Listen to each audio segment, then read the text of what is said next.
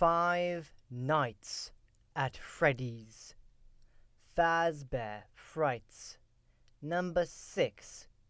Story 1. Blackbird. It needs to be bloody.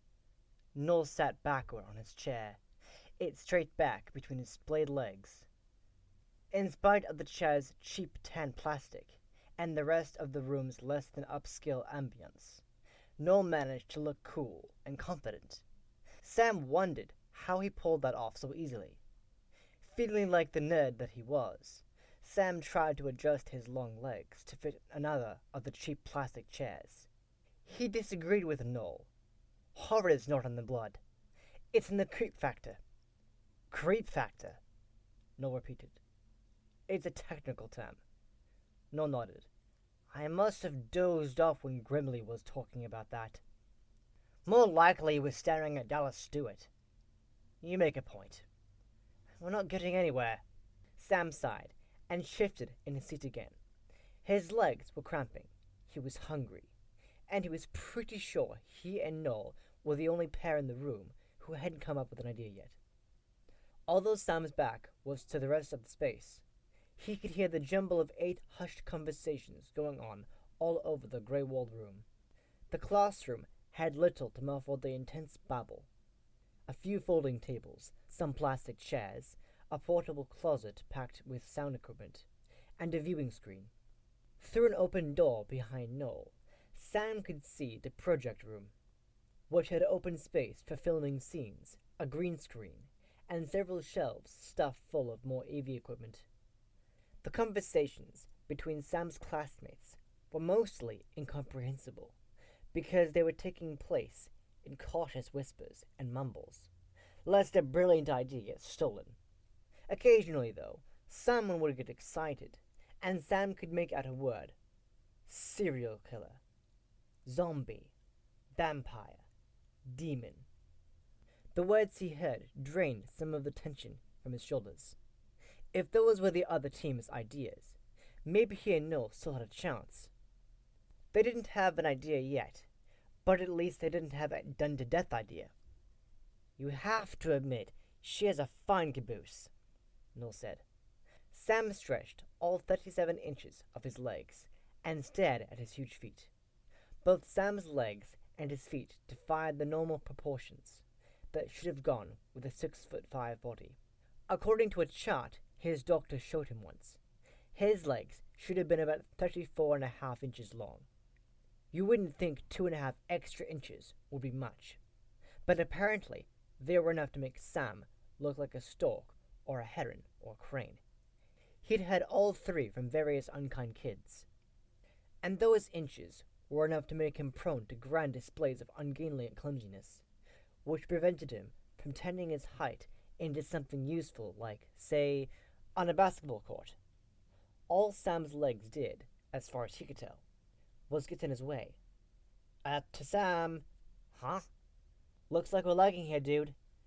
Noel gestured out onto the room behind Sam's shoulders. Sam looked around. 4 teams were leaving the room. 2 were getting ready to leave. Only 2 other teams were still talking. Great. Actually, it was kind of great. Sam thought better in silence. He looked at his watch. The classroom was open for another half hour. They had 30 minutes to come up with something. Would you get out of that chair? Noel flung his foot out and kicked the side of Sam's seat. You're squirming so much, you reminded me of my nephew when he needs to take a piss. I can't get comfortable. My heart bleeds. There you go with the blood again. Noel grinned. It's all about the blood. Seriously? We need to think. Hey! Noel's blast posture disappeared. He glanced over at the remaining teams. Seriously, dude, get off the chair. Come over here. Noel exited his chair with inviolable grace, and he took a couple steps to the wall behind him. Sliding down the wall, he folded his normal-length legs, perfectly proportioned for a 6'1" height, into a meditative position. He motioned to Sam again when Sam hesitated. So Sam gave up on the too small chair and awkwardly put his skinny body on the floor in front of Noel. He had to admit his legs were happier. Noel leaned forward and spoke softly. Do you remember Freddy Fazbear's pizza? Noel's breath smelled like licorice. Sam leaned away. Sure, why? Noel lowered his voice into a whisper so faint Sam had trouble understanding him. All he heard was creepy animate. But that was enough. Oh, those! Sam felt goosebumps in his arms. He was glad he was wearing a long-sleeved t-shirt, so Sam wouldn't see how the mention of the characters affected him. Yeah, those were creepy all right. Thinking about pizza gave me the idea, Noel said. What idea? Noel gazed out over the classroom again. Sam checked it too. Only one other team was left. It was the infamous Darla, her fun caboose, and her friend Amber, who actually was the nice one of the two girls. They had their heads together and seemed to be having a whispered disagreement. They weren't paying any attention to Noel and Sam. My idea is to write a horror story plot around a creepy animatronic of our own. Noel whispered to Sam. Sam, edgy from just thinking about Freddy Fazbear's animatronic characters, had to admit that was a great idea. I like it. Awesome. Noel held out a fist and Sam bumped it. So what would be a good character? Noel asked. You're asking me? You're the genius. Sam wasn't a genius, but he did get good grades. Some people, like Noel, who tended to be a bit of a screw-up, got those things confused. Sam leaned back and looked at his feet again. A good animatronic character. A good animatronic character. A good animatronic... Sam looked at his legs. Stork, heron, crane. How about a bird?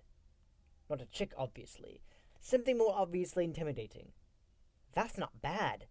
How about a goose? A goose. Sam repeated loudly. He laughed. Don't laugh. A goose attacked me when I was little. I still bear the scars. Seriously? Noel pulled up the left leg of his faded jeans. He pointed at a white scar below his knee. It bit you? Well, no. It chased me while I was on my bike. I fell off my bike and cut my knee. Sam laughed again. Noel dropped his pant leg. Sorry, Sam said. I can see you're traumatized. Noel stared blankly into the middle distance. You have no idea. I probably need therapy. I don't think I want to do a horror film about an animatronic goose, Sam said. You're right.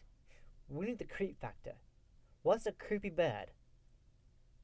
You guys win the Rotten Aid prize, Amber called from across the room. Saving the best for last, Noel said, holding his clasped hands above his head in a victory gesture. Amber laughed. You're an idiot. Darla said nothing, and the two girls left the room, talking about a poetry reading for the English class. She likes you, Sam said. She thinks I'm an idiot. So she likes you, and she knows you. Noel clicked Sam's foot. Sam returned to the problem. Oh, I've got it. He sat up and said, in a solemn, ominous tone, Once upon a midnight dreary... Huh? Oh, come on. You're not that much of an idiot. I might be. Quoth the raven, Sam prompted. Huh? Oh, wait, I know this. That poem by the scary dude. Poe. Oh, a raven. Yeah, only no, not quite. The raven, obviously, is cliché. A crow would be too. I'm thinking of a blackbird. It has the same connotation, but blackbirds are a little smaller. They're songbirds, and we actually have more of them in our area than we do crows or ravens. How do you know this stuff? I'm a genius, remember? No, I'd forgotten, because I'm an idiot. They both laughed. Okay, so we've got a creepy blackbird, Noel said. Now what? Ever had one of them stare at you? Sam asked. I mean, really stare at you. There was one on the quad the other day. I was thinking about skipping Site 201, and that bird kept looking at me, and I felt so guilty I went to class. Sam snapped his fingers. That's dumb, but I think you're onto something. What? Guilt. Idiot here, remember? You need to spell it out. Our animatronic. The Blackbird. Sam gave the name finger quotes. will get you to confess your darkest secrets. And then when you do, it comes to punish you for your sins. It never lets you off the hook, never lets you rest. We can have the Blackbird basically hound some poor dude to death. Will there be blood? Noel asked. You're a ghoul. Sam chewed on his lower lip. Actually, a little blood might not be bad. If you prick us, do we not bleed? Whoa, Sam said. You're quoting Shakespeare. Maybe you're editing his own act. I'll never tell. The Blackbird will make you tell, Sam said with a wicked laugh. Sam and Noel finally finished plotting the movie just in time for the next class. Even though he was arguably too tall for the role, Sam thought it would be fun to play the Blackbird. Noel, who honestly didn't want to dress up like a bird, said Sam's size would make the Blackbird even scarier. That left Noel with the part of the poor beleaguered guilty guy. I can do pathetic, Noel said proudly later that day as they shared a pizza. That you can, Sam agreed.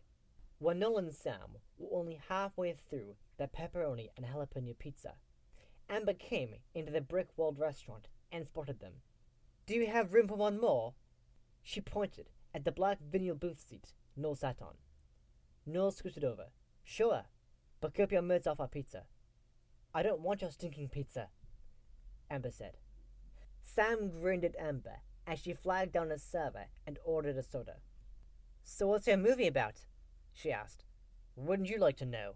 Noel said, eyes narrowed in suspicion. Amber sniffed. As if. I was just making conversation. What's yours about? It's about knitting. Her smirk said she was feeling pretty good about her project. Are you serious? Noel asked. Absolutely. Will there be blood? Noel asked. Sam laughed and shook his head. Plenty, Amber said. Noel pointed at Sam. See? Must have blood. Sam ignored him. The pizza place was crowded and noisy. Above the smells of spicy pepperoni, sausage, and tomato sauce, the small space thrummed with the beat of classic rock coming from overhead speakers.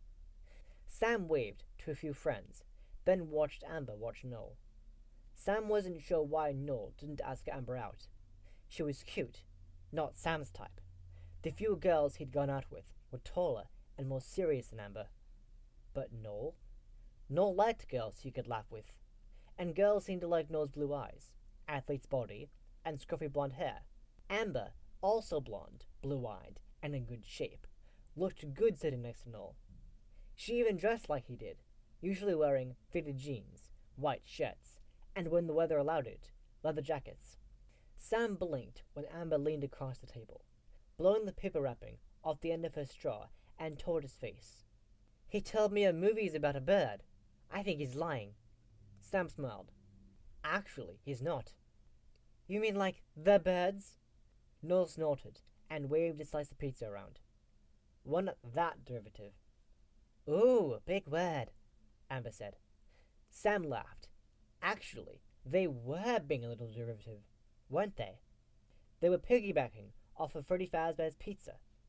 The hair in the back of Sam's neck prickled. Why did that happen every time he thought of the place? Sam pulled out his wallet and threw some cash on the table. I need to go get started. On what? Amber asked. We'll never tell, Noel said. Amber smacked his arm. Ah, Sam thought. True love. Many of Sam's classmates thought it was pathetic that he lived at home, but he loved it. First, he got along great with his parents, who were supportive and fun. Second, he had way more privacy and space than he'd had in a dorm. His parents had remodeled the basement into a sprawling apartment for him with his own kitchenette, bathroom, sleeping area, and space for his film projects. And third, he liked getting away from the campus at the end of the day.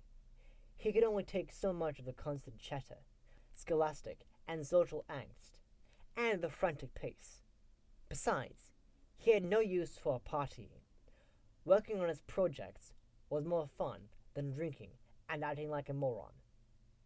Sam's house was about 2 miles from the college, an easy distance to walk, which was good, since he didn't have a car. He enjoyed the walk home too. It followed the railroad tracks that ran along the top of the steep, forested drop-off into a rocky trench and culvert that separated farmland from the college's expansive acreage. Sam liked to pretend he was an old-timey vagabond, strolling along, waiting to hop a train to travel to faraway ventures. In fact, Sam was working on a screenplay about freight hoppers, set in the mid-20th century. He knew it was a tough lifestyle, but it held romantic appeal for him. Maybe because he'd never felt like he would fit in with mainstream life. And of course, his current project wasn't going to help with that. 3 days after Sam and Noel decided on the horror movie plot, Sam sat in the special ordered desk chair his mom had gotten for him, at the huge craft table in the basement. Covering the pale blonde wood table were piles and piles of long black feathers. Luckily, Sam's dad was a merchandiser who had a gift for finding rare items. He could locate pretty much anything Sam ever needed for his projects. Today, his dad had met Sam in the driveway with several crates of feathers, which he'd helped Sam transport down the basement stairs. Before leaving the basement, Sam's dad sang out, "Bye-bye, Blackbird!" "Very funny, Dad," Sam called up the stairs. He smiled at the answering chuckle and began pulling feathers from the crates. Sam's idea for the Blackbird costume was to weave long black feathers into a knitted black fabric that would then be sewn onto a black body-hugging suit, like a feathered body wrap. This was going to require a lot of feather placing, affixing, and sewing, so Sam queued up some bluesy jazz and got to work. At 11:30 p.m., Sam startled when the phone rang. It was Noel.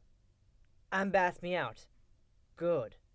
I thought I was supposed to do the asking out. Have you ever heard a woman's lib?" "Vaguely. But I come from a family of male chauvinists. I am still on the learning curve." "What did you say to her?" Sam winced, stabbing his finger with the needle for the 100th time. "I said yes. I couldn't think fast enough to see anything else. Besides, I've decided her caboose might be as fine as Darla's." "That's important. How's the costume coming?" "Good, I think. I should have it done by tomorrow afternoon. And we can work on the set." "What is a tragedy?" Noel complained. "The set?" "No, working on it tomorrow. Tomorrow's a Saturday. Saturdays are for frolicking. It's the only time we could get the shooting studio assigned to us," Sam reminded him. "A pity." Sam ignored him, hung up the phone, and returned to sewing feathers. A few hours later, he put the finishing touches on the costume, attaching to the head 2 beady yellow and black eyes and a tiny pointed orange beak. Even though he was exhausted, he donned the suit and stood in front of the full-length mirror behind the bathroom door. Sam nearly shrieked when he saw himself, because what he was looking at wasn't him anymore. It was so not him, he was tempted to tear off the suit and find himself again. He felt like his creation had assimilated him. He'd been transformed. He couldn't see any part of Sam. All he saw was a monster-sized Blackbird. His design had come out just as he'd envisioned it. The oversized proportions made this suit look almost kid-friendly, but the wide, dead eyes and dripping midnight feathers were deeply unsettling. He had no idea that Paul Floyd, the character in the movie, would seriously regret his dark secrets when he came face to face with the Blackbird. Thanks to the massive quantity of feathers his dad got for him, Sam had been able to approximate the full belly shape of a Blackbird. He'd fashioned the curve of the belly to come all the way down to below his knees, so the bird's legs started at his shins, conveying realistic proportions. His mom, who loved all things crafty, found a pair of stretch-to-fit watch shoes and extra large black tights with a scales pattern. She also showed Sam how to shape the bird toes out of the black rubber, into which he then carved deep grooves. Together, they used sculpting epoxy to create bird claws, which Sam inserted into the rubber toes. He attached the bird feet to the water shoes, so it looked like the toes extended out naturally. At first glance, Sam was a huge Blackbird, and it was beyond creepy. Now they just needed a little blood. Sam laughed. Maybe then Noel will shut up about the blood. Noel and Sam met Saturday afternoon to design that movie set. Noel would rather have been playing volleyball with his fraternity brothers, but in spite of his nonchalant posturing, film class mattered to him. Plus, he was stoked about that movie. When Noel arrived in the shooting studio, Sam immediately showed him a picture of the Blackbird suit. Noel was glad Sam wasn't looking at him when Noel first saw the picture. He was pretty sure he went pale. It felt like he'd gone pale. He'd suddenly gotten cold and weak and shaky. What the heck was happening? When Sam turned to ask Noel what he thought, Noel bent over and pretended to tie his shoe. It's rad. Above and beyond, dude. Yeah? Thanks. I kind of freaked myself out when I looked in the mirror, Sam said. Noel rose, pretty sure his normal coloring was back. Leave it to Sam to admit he was freaked out. Sam had no clue how to be cool. He was too honest, too open, and to himself to get within sniffing distance of cool. Okay, so I'm thinking bedroom, right? Sam stood in the middle of the set. Nightmares, night terrors, cold sweats, paranoid self-defense, panicked phone calls. Yep, I think it's the ultimate in a film for a one-room set. Noel pretended to speak into a megaphone. Step right up, folks! Get all your creep factor right here! One-stop shopping! Sam laughed. Noel grinned. Sam wasn't bad-looking when he laughed, Noel thought. Sam's problem was that he always looked so serious, with strong features, a wide mouth, and a sharp jawline. Sam usually came across as harsh and angry, even when he wasn't. His face was like one of those carvings on totem poles. In fact, when Noel had met Sam at the beginning of the semester the previous year, he'd asked Sam if he was a totem pole. The dude was so tall, and he wore a lot of black, red, and tan. Do I have something on my face? Sam asked. Just your ugly mug. Noel gave Sam a playful punch to let Sam know he was kidding. Come on, man! Sam tossed Noel a screwdriver. Let's get to work. Over the next 2 hours, they built furniture, hung pictures, made the bed, and argued about which personal and decor items went where and why. Sam seemed to have a particular entrenched opinion about dirty socks.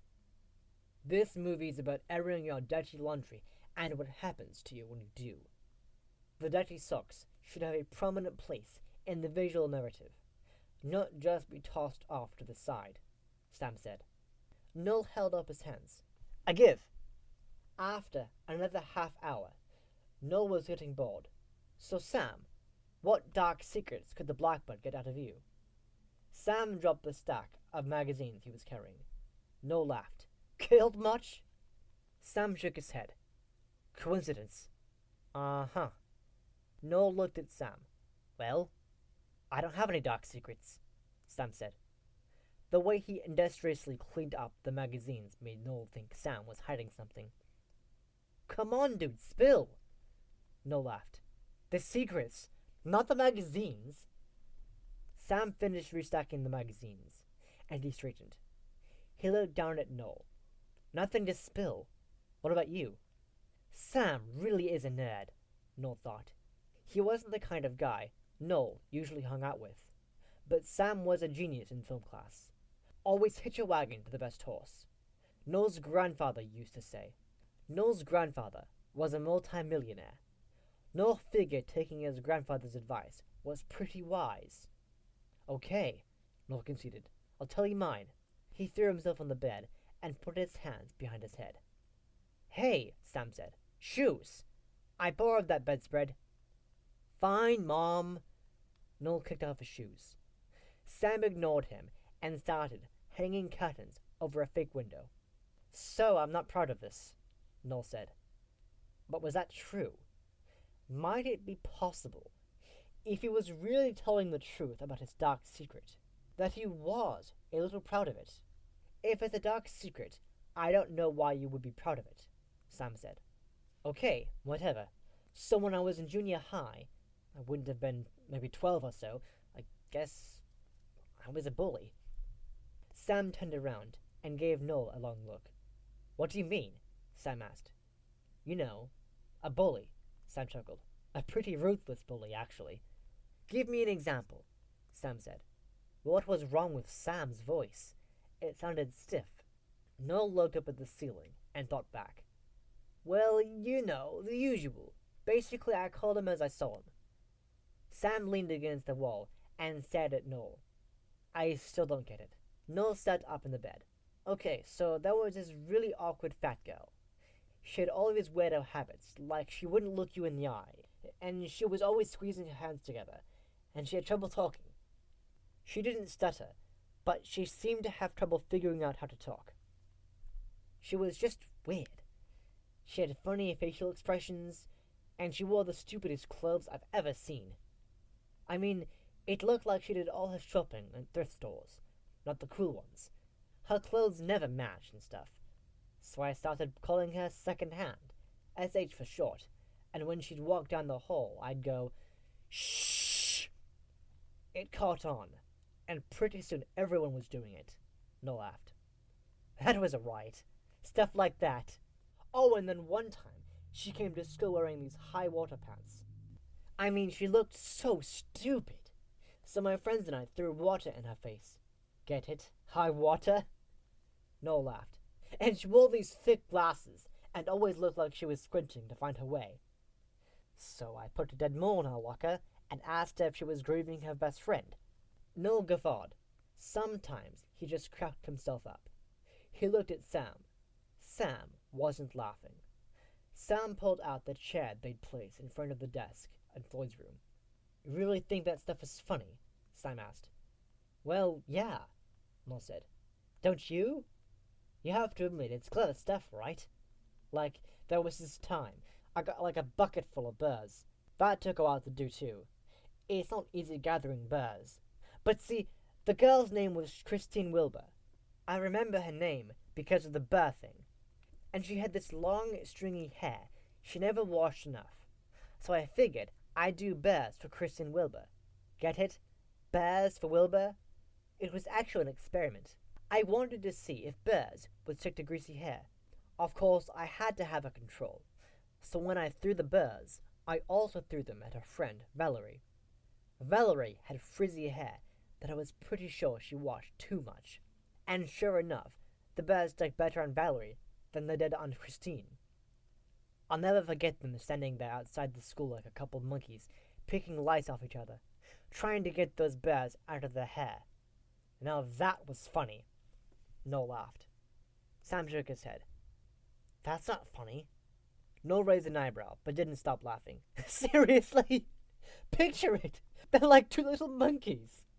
He pretended to be a monkey, picking lice off another monkey. Sam frowned, stood up, and started pacing around the fake room.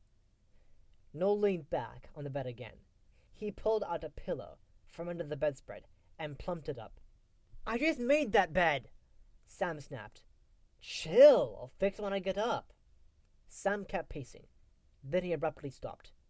Unless you're blind, you have to have noticed I'm not a normal-looking guy, right? Noel tilted his head.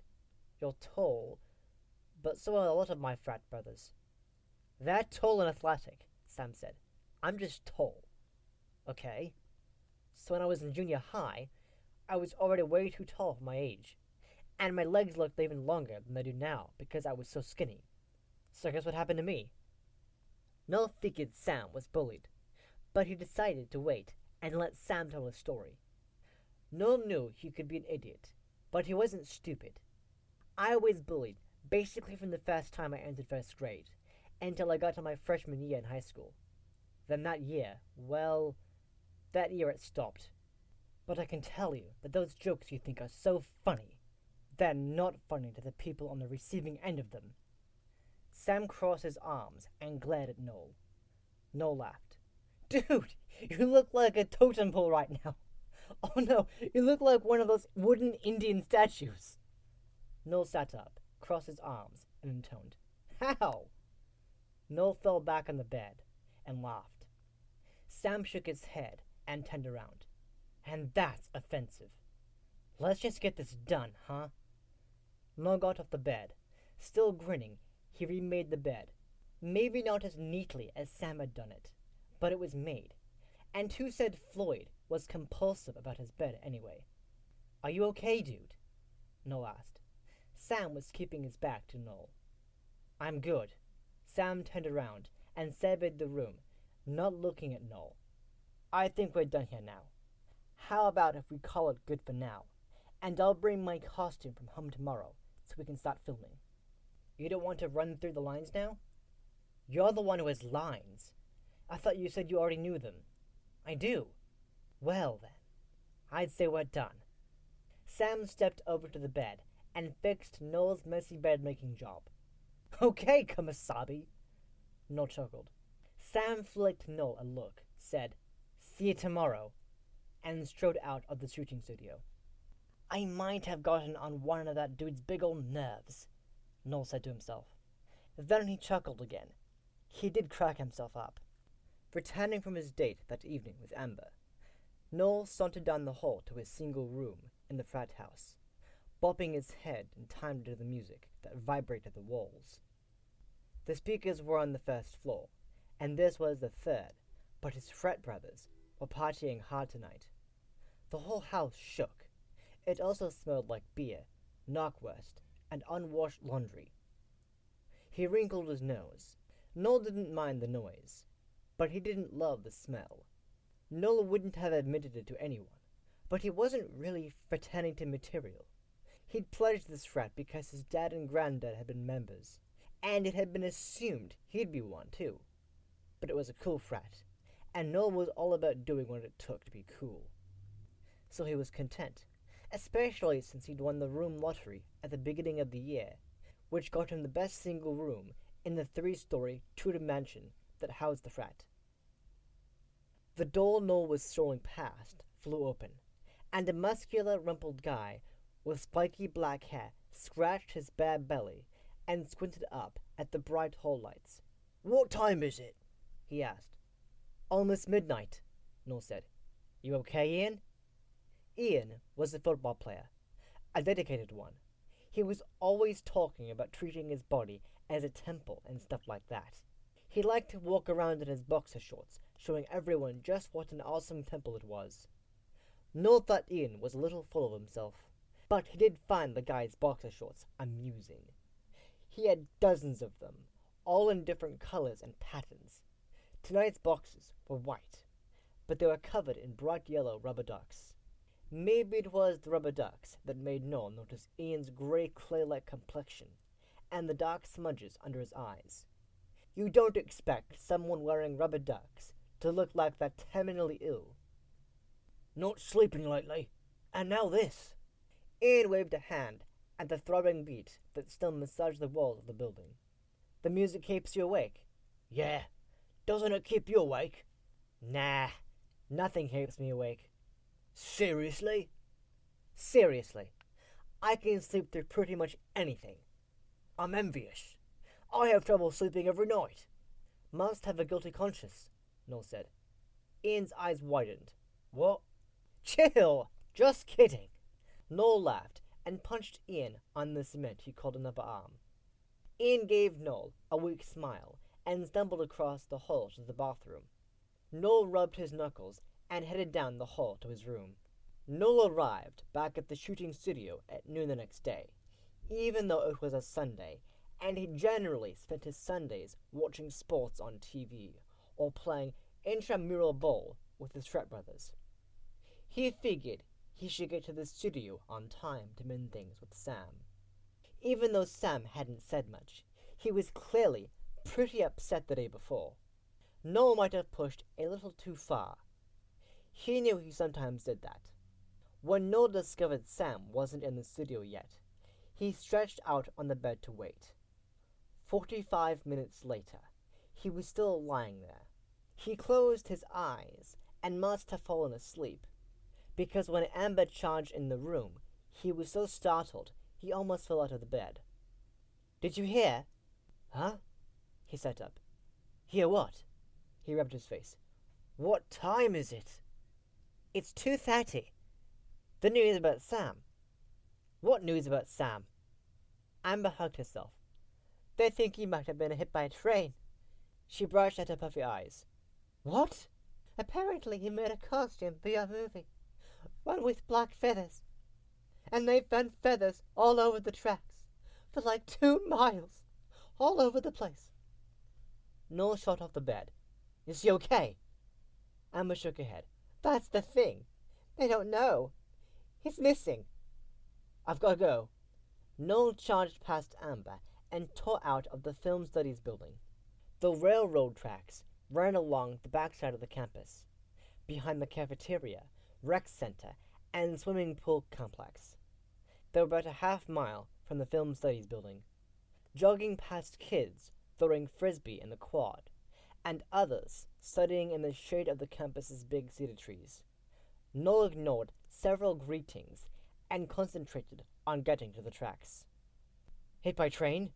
Missing?" Noel couldn't believe it.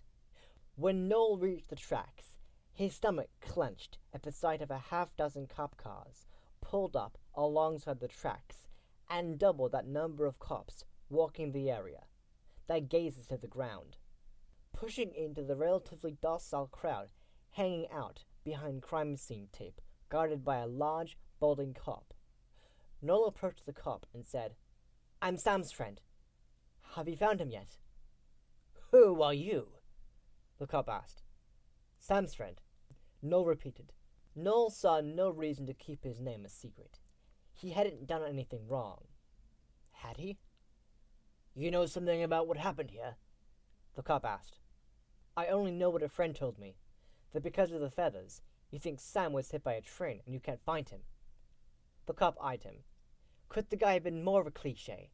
Big gut, shiny head surrounded by a black fringe of hair, dark eyes squinted to try and intimidate Nick, thick hands resting on his gun belt. The cop could have walked off a TV set. Except this cop smelled like hair gel and cheap cologne. At least TV cops were unscented. Noel eyed the cop right back. "If you don't have something to tell us," the cop said, toying with his nightstick, "get back there with everyone else." Noel didn't move. He leaned to his right to see past the cop. Even from here, he could see black feathers fluttering over the tracks. The cop shifted his stance, and that's when Noel noticed the tall couple standing between one of the police cars and a bright red Chevy Suburban. They were talking with a guy in a baggy suit. Noel bit the inside of his cheek so he wouldn't groan out loud. Those were Sam's parents, Paul and Molly O'Neill. He'd met them when they threw a party to celebrate the previous semester's completed film projects. Really nice people. Both were tall and dark like Sam, although Sam's mom wasn't as tall. She was almost as tall as Noel, though. Hefty, too. If there was something called Mom League in the NFL, she could have played. "Call me Mommy," she'd said when Noel had met her. "Mrs. O'Neill is my mother-in-law." Noel remembered Molly had a great smile and an even better laugh. Right now, she wasn't laughing. She was crying, her head pressed against her husband's shoulder. Noel clenched his fists in frustration. How could he help? Molly looked up, and she spotted Noel. "Noel, is that you?" The cop standing with Sam's parents motioned for the TV cop to let Noel past. Noel couldn't stop himself from giving the cop a smirk as he went past. But his smirk died a quick death when he saw Molly's pinched white face. She rushed to Noel and threw her arms around him. "You heard? Oh, no, he's missing. But they say he probably couldn't have survived." Her voice broke, and she turned back toward Paul. Paul held Molly with one arm and offered his other hand for Noel to shake. Holding Molly close, Paul said, "Because of the way the feathers of his costume were scattered, they think he was probably grazed by the train and then thrown clear, but they haven't found him."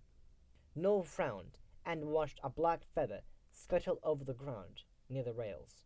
That's when he noticed blood on the rail, on the opposite side of the tracks. Not a lot of blood, just one smear, but it was a big smear. A police officer was taking a picture of it. Blood, Noel thought. There had to be blood, he kept telling Sam. Noel lingered by the tracks with Sam's distraught parents the rest of the afternoon. By then, the police had declared Sam missing, presumed dead. Multiple search parties had been sent out. Noel had even been part of one, but no one found anything. When Noel left the tracks to return to his room, he let Molly and Paul hug him, even though he didn't want to be hugged. Being near them was like standing next to a loudspeaker for emotions. Their grief was amplified by their facial expressions and memories about Sam.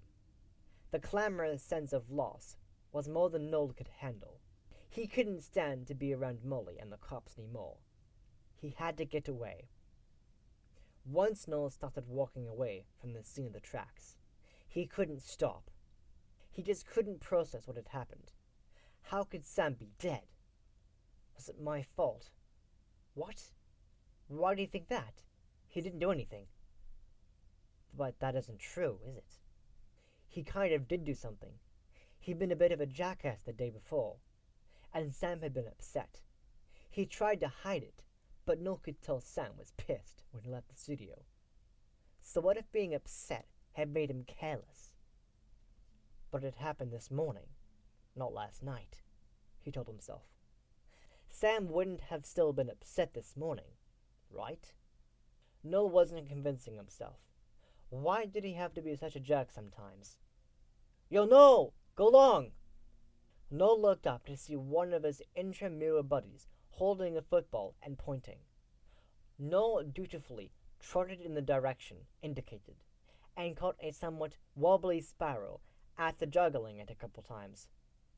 He was about to throw it back, intending to return it in an upstaging perfect spiral, but his gaze, as he brought his arm forward, landed on a large black shape just at the edge of the trees.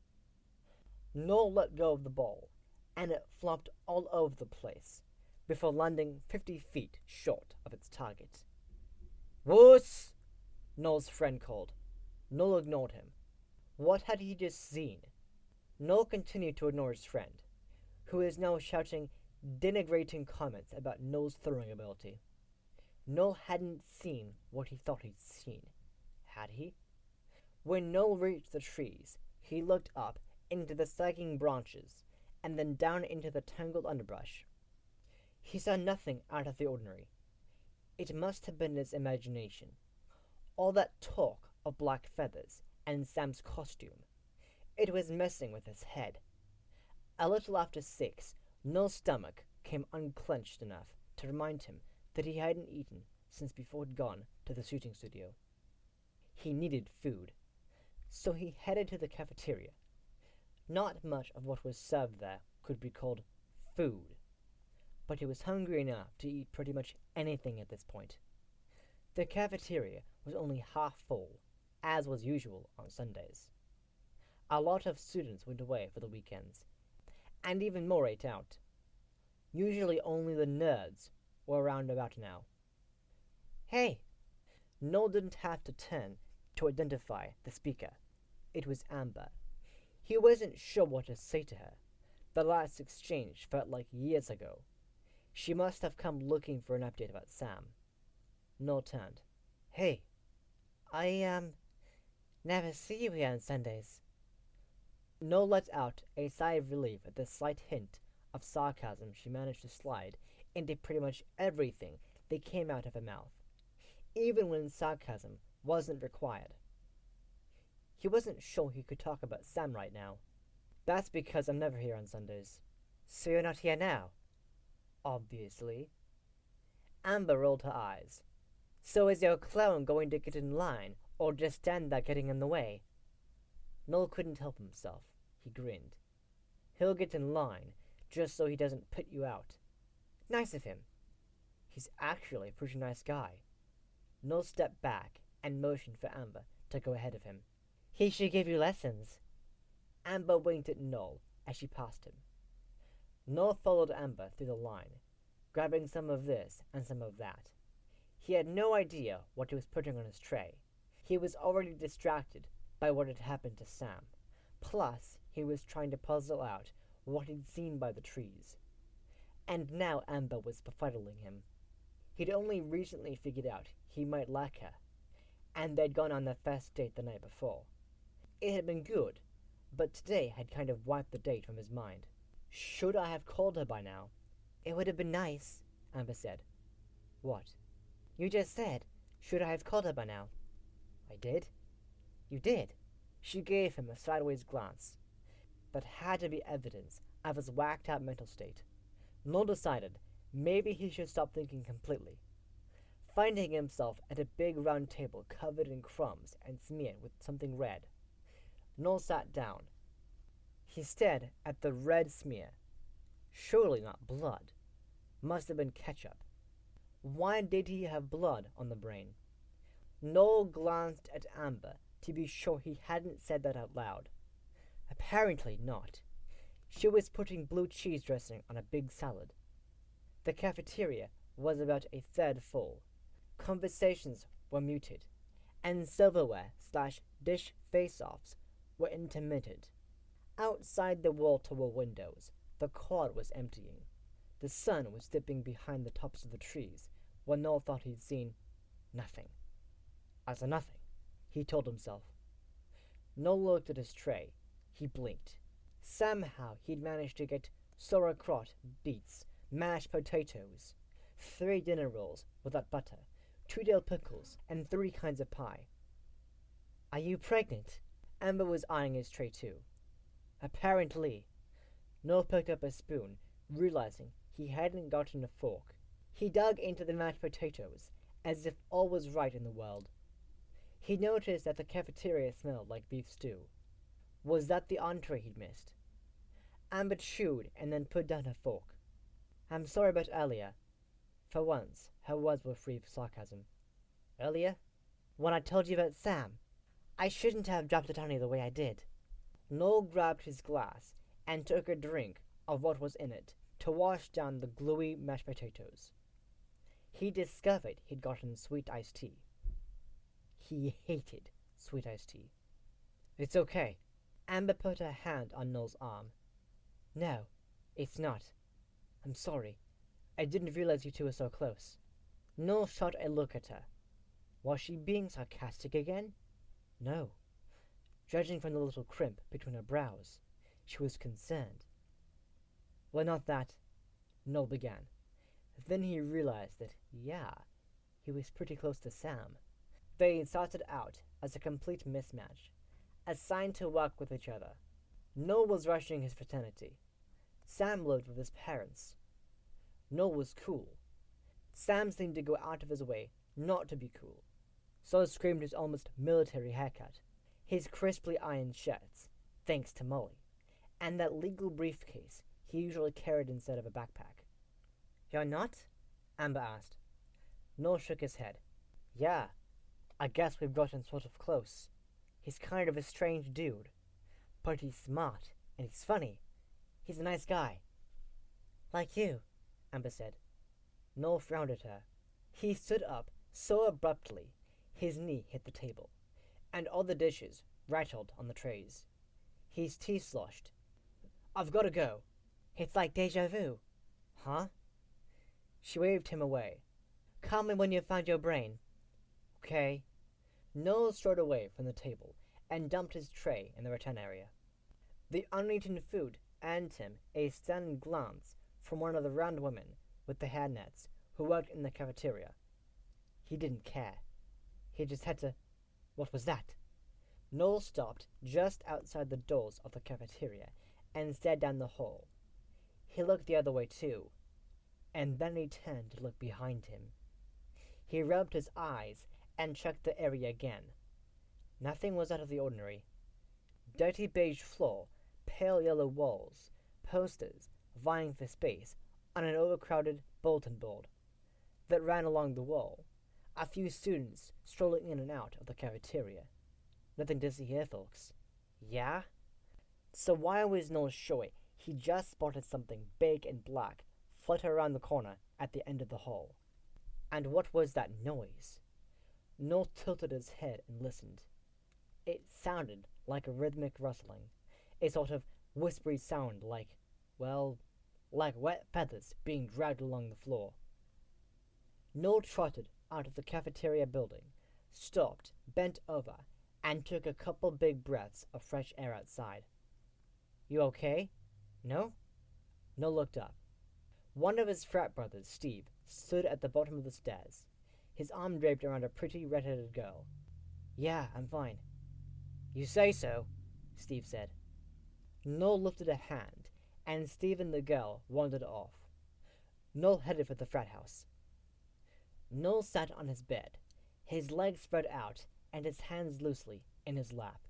He rolled his head around, listening to his neck crack, and he took several deep breaths. When you're tense, adopt a relaxed posture, loosen your muscles, and breathe deeply. His mother taught him when he was little, and was really worked up about something. Tell your body how you feel, and it will come along for the ride. Usually that worked pretty well, but not this time, for good reason. This situation was a little beyond old-school relaxation techniques. Between leaving the cafeteria and getting into this room, Noel had seen something, not someone, but something, following him 4 times. 4 times! Something. But what? 4 times Sam heard that weird sound, a cross between the sound of the wind and a fluttering noise combined with regularly spaced airy thumps. No matter how many times he tried to tell himself he was hearing some kind of mechanical contraption or some sort of air conditioning or fan unit attached to one of the buildings on campus, he couldn't convince himself of the lie.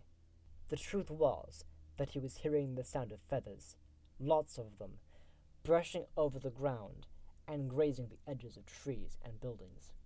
It might have been easier to believe his lies about the sound if he hadn't also seen a mammoth lashing swirl of feathers rippling just at the edge of his peripheral vision. 4 times he'd seen these sinister forms billowing in and out between the trees and the buildings. Well, seen was a bit of an overstatement. He actually wasn't sure about what his eyes had told him. The word seen implied a direct vision of something. Noel hadn't had that. He hadn't had this idea of seeing something. But the more he kicked around the idea, the more he became convinced he had seen something. Something had toyed with his senses. Something just beyond the reach of confident visual certainty. That something had been massive, black, and feathery. And there it was again. A large shape darkened Noel's small west-facing window, blotting out the sinking sun for just an instant. Noel only caught it out of the corner of his eye again, but it was there. Noel bent over and put his head in his hands. Oh man, oh man, oh man, oh man! He straightened up. Get a grip, he ordered himself. Taking a deep breath, he looked around his room. Noel might have looked just sloppy enough to be cool, but he liked order in his surroundings. He was a minimalist. His room was soothingly white. The maple furniture had clean lines, though it was lightly stained.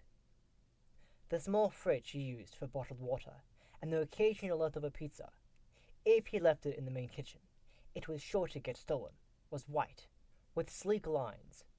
The bed was made, if a bit messily, and covered with a plain tan comforter. The rug under the bed was sisal. The floor and the furniture surfaces were clutter-free. The only things on his walls were a few black and white still shots from old movies. Noel's frat brothers kept trying to get him to hang the frat's Greek letters in his room. Noel said he didn't need them to know what frat he was in. That refusal was just one of many that had earned him the nickname No. The black shape passed his window again. Noel ran to the window and pulled the white room darkening shade. A shadow flitted behind the shade, and Noel turned his back on the window. This is just stupid. He crossed to the bed and sat again. Was it?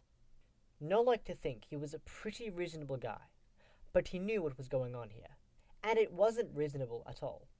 It was very unreasonable. It was unreasonable, but he was sure it was true. Noel was seeing Sam in the Blackbird costume, and Sam was stalking Noel. Why was Sam stalking Noel? It was obvious, wasn't it? Sam was stalking Noel because he was now the Blackbird, and the Blackbird tortured those who confessed their dirty secrets. So first Sam was going to toy with Noel, the same way a bully toyed with his victim. And then Sam was going to kill Noel for being such a horrible person. Noel was sure of it. And the worst part was that Noel deserved it. Sunday nights in the frat house were movie nights, and normally Noel didn't miss that, not just because he helped organize the events, but because he enjoyed them. But tonight's movie was a horror flick with blood, and Noel wasn't up for it. He begged off, earning himself a shower of popcorn and a chorus of boos and hisses. After a half hour of trying to study, and another half hour of staring at the ceiling, Noel wished he had joined in movie night. But he didn't want to go down now. He was too edgy. Noel's phone rang, and he snatched it up, hoping it was news about Sam. Sam's all right. He is, he thought before he said, "Hello?" "He is?" It was Amber. "Who is?" "You said, he is," Amber said. He did it again. He really needed to stop saying his thoughts out loud. "Wasn't I supposed to call you?" Noel asked. "You didn't." "I know." "Jack." Noel's heart tried to strangle him. He swallowed to push it back into place. "Maybe I had a reason," he said. "I'm listening."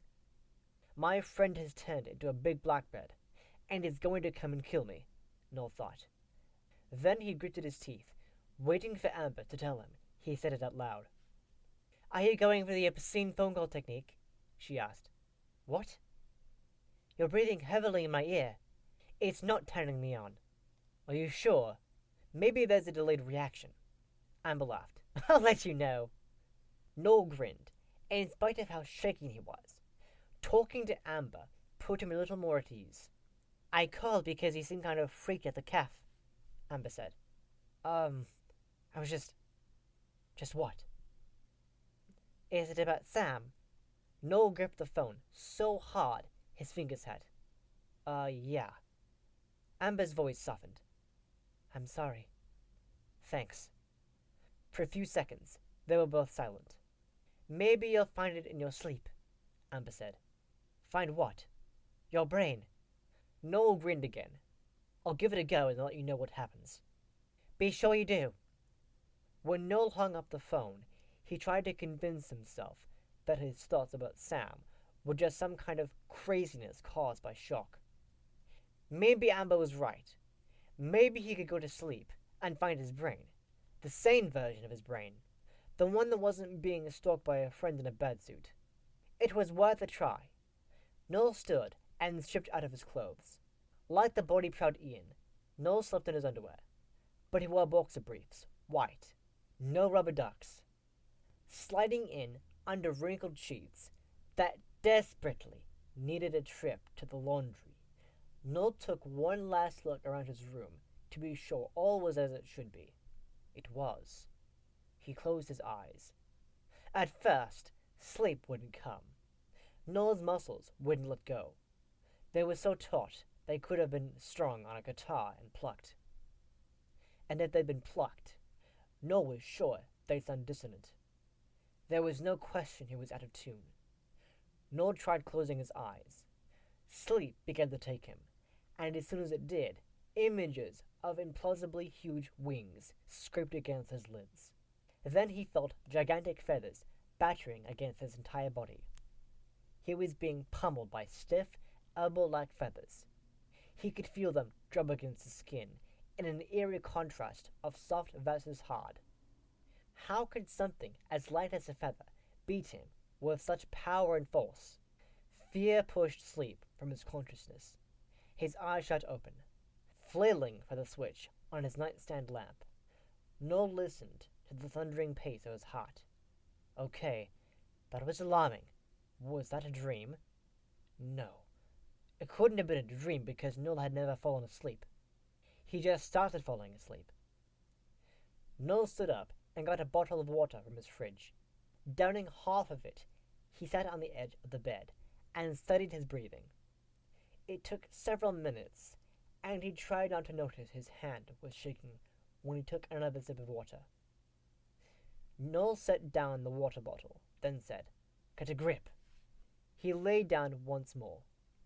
"Let's try this again," Noel said to the room. He reached over and turned off the light. He closed his eyes, and someone, or something, opened the door to his room. Noel catapulted from the bed and knocked over his lamp, trying to turn it on. The bulb hit the wood floor and broke, so Noel ran across the room and flipped the wall switch. He was alone. The door to his room was closed, and it was locked. Noel stared at his door. What just happened? Noel looked around.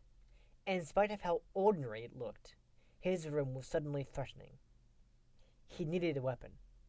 Keeping one eye on the door, Noel crossed to his closet and picked up his aluminium softball bat. Holding it like a club, he sidestepped to the door. He got a tighter grip on the bat, then unlocked the door and threw it open. The hallway was empty. Ominous music wafted up from the first floor. Lots of bass and percussion. Noel looked at his watch. The movie was probably still going. Noel backed into his room and closed the door. Locking it, he leaned against it and ran a hand through his hair. What was going on with him? He looked at his bed. Then he stared at the doorknob. No way was he going to sleep unless he secured his door better. Feeling a little like the idiot Sam used to say he was, Noel stepped over to his desk, grabbed his chair, and wedged the top of the back under the doorknob. Good thing he'd opted for a wooden chair, instead of the plush one on wheels his mother thought he should get. Once the chair was in place, Noel looked at the shade over the window. The window was locked, right? Still clutching his softball bat, Noel checked the window. Yes, it was locked. Good. Now can you stop acting like a paranoid mental patient? He asked himself. He didn't answer himself because he had no idea if he could stop. It didn't seem to be in his control. Noel stood in the middle of his room for several more minutes. Then he decided there was no way he was going to sleep. So he righted his lamp and went into his closet for a broom, a dustpan, and a new bulb. After he cleaned up the broken bulb and put a new one in the lamp, he grabbed his laptop and got in bed with it. He might as well work on the new screenplay he was writing. He'd hoped it would be the script he and Sam would use for the midterm project. Now? Noel shrugged. Who knew what would become of it? But working on it might take his mind off his insanity, or make him sleepy. Whichever came first would be fine with him. It only took an hour for Noel to start nodding off. Encouraged by the silence, not just in his room, but in the frat house as a whole, Noel set aside his laptop, made sure his baseball bat was leaning handily against the side of his bed, and switched off his lamp. He immediately switched it back on. Was that a shadow he saw right as the light was going out? He scanned the room. Nothing. Of course. Noel decided he needed a flashlight. His lamp might not survive the night if he kept lunging for it. Opening his nightstand drawer, Noel got out the flashlight he kept there for power outages. It was amazing how often one of his frat brothers overloaded the circuits and blew the breaker. Setting the flashlight on the nightstand, Noel looked around one more time and then gingerly laid his head on the pillow. He remained there a few minutes, about as relaxed as the wooden Indian he'd accused Sam of being. And that thought made him stiffen even more. His lungs seemed to have shrunk. They couldn't take in enough air. He tried to blank out his mind. Think of good things his mom always said when he was little and he'd get upset. Then she'd sing that song she always sang when he needed cheering up. He wasn't that fond of rainbows or kittens. But he did like Amber. He'd think about Amber. Amber had freckles, just a few of them. They crossed the bridge of her nose like bird tracks. Noel stiffened again. Ixnay on the Erds Bay, Noel told himself. He tried again. So Amber had these freckles, and she had a matching trail of them across the top of her chest. He noticed them peeking out over the neckline of the white tank shirts Amber liked to wear. He also liked that about her. She stuck with the jeans and white shirts. He'd never met a girl as unconcerned with fashion as she was. But she still managed to look great. Maybe it was the wild, shoulder-length, wavy blonde hair. Noel's eyelids started to droop. Trying not to hold his breath, he reached out and turned off his lamp. He lay still and listened. Nothing. Good. Noel closed his eyes, and the window swept open. Something hit the floor with a thud. Noel grabbed for his flashlight, and he ended up knocking it across the room. He had it clatter against the far wall. Noel seized his bat in the dark with his right hand and felt, with his trembling left hand, for the light. He managed to turn it on without breaking the bulb. Light flooded the room and revealed nothing. "What the hell?" Noel yelled. He was sure he'd had the window open. He knew he'd had something hit the floor. Did he dream it? He shook his head. No way. It had sounded too real. Crossing to the window, Noel checked the lock again.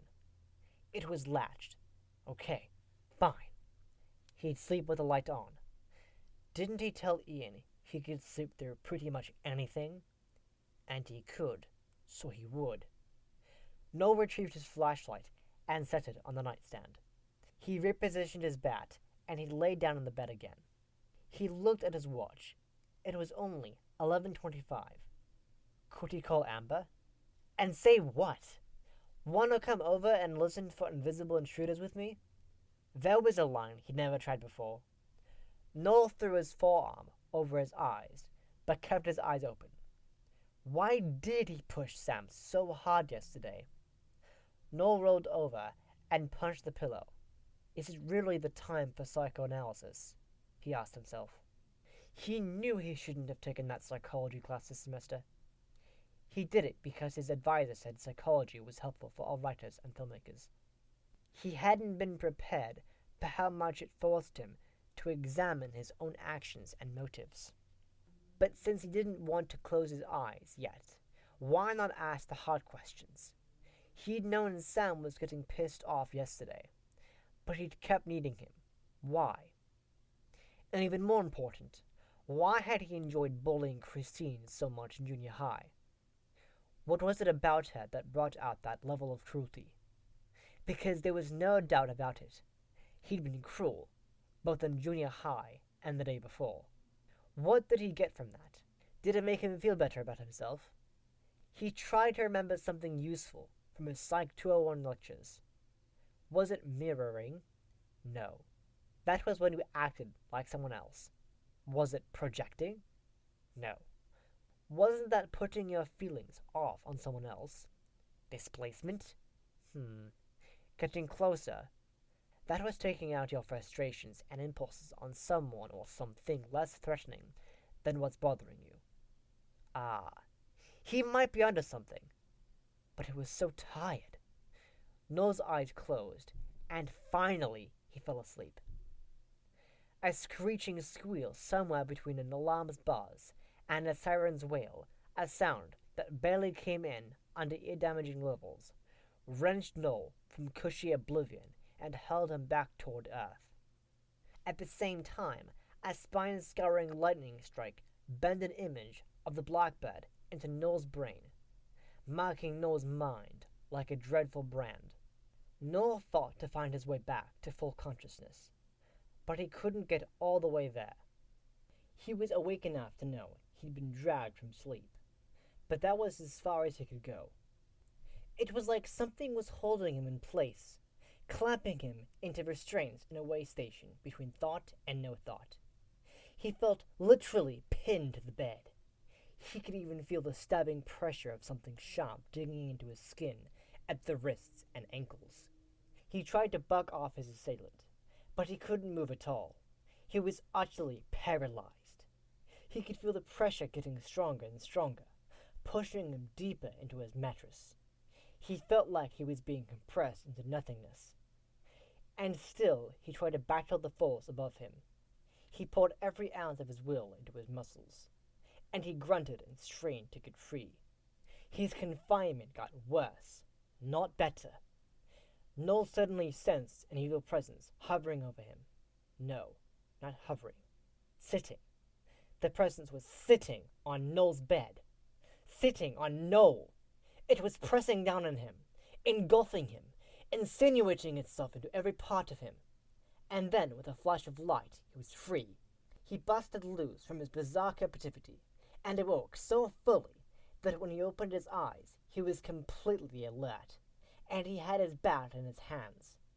That was a good thing, because Noel was not alone in his room. A demonic presence of tenebrous feathers was poised right above his bed. So Noel swung his bat. In the nanosecond he swung, or was it the nanosecond before he swung? The thing above Noel's bed disappeared in an eruption of feathers that spewed throughout the room. Then the feathers vanished into nothingness. It happened so fast, Noel couldn't be sure it happened at all. All he could be sure of was that he did swing the bat. He knew this because his lamp hit the floor, and another bulb hit the dust. The time span in which Noel had seen the feathered thing was infinitesimal.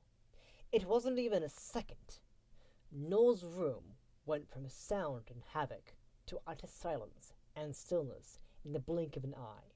And yet, the image of what Noel had seen in that blink was burned into his retinas. Because he hadn't just seen feathers. He'd also seen soul-drilling, malevolent yellow eyes and a pointed, threatening beak. Those eyes had locked on to Noel's eyes. The sharp beak had aimed itself straight at Noel's guilty heart. Noel was sure it was the Blackbird, leaning over him with malicious intent. This wasn't just a still shot. This was a complete horror film playing out behind his eyeballs, in the theater of his own mind. Without blood, Sam was right.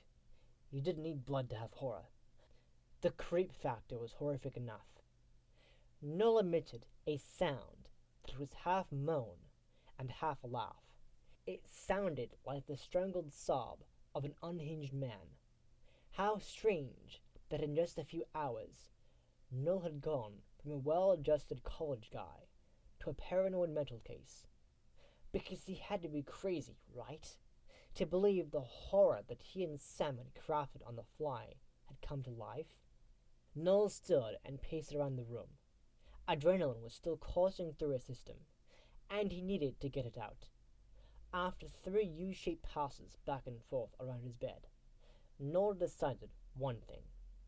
His room was not big enough for his nervous energy. So Noel strode into his closet and grabbed sweats, a t-shirt, a hoodie, socks, and running shoes.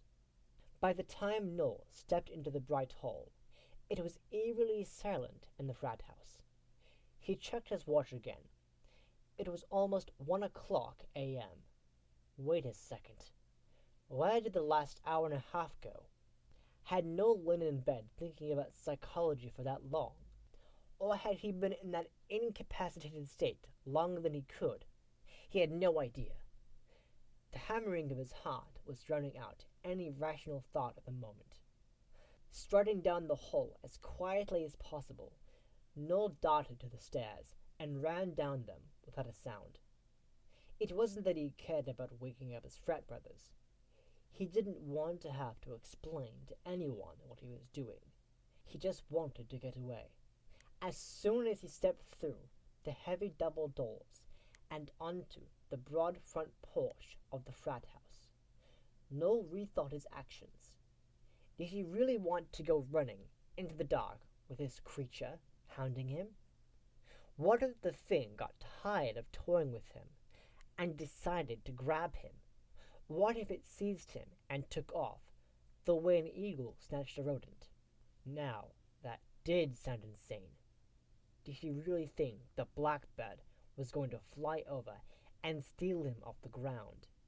Even if some frightful rendition of Sam in his costume was coming after Noel, that didn't mean it could fly. Did it? Why not? If any of what happened today was possible, then anything could be possible. Noel turned and ran back up to his room.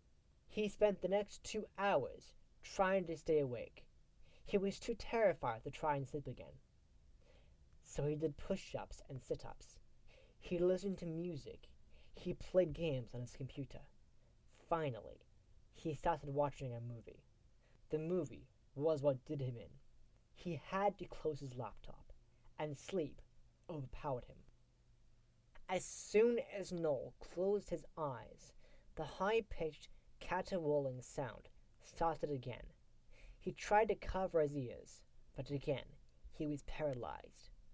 Every time he tried to writhe against whatever force held him down, he had to push through the horror that still played in his head. The brutal eyes gazing into the murk of his variations.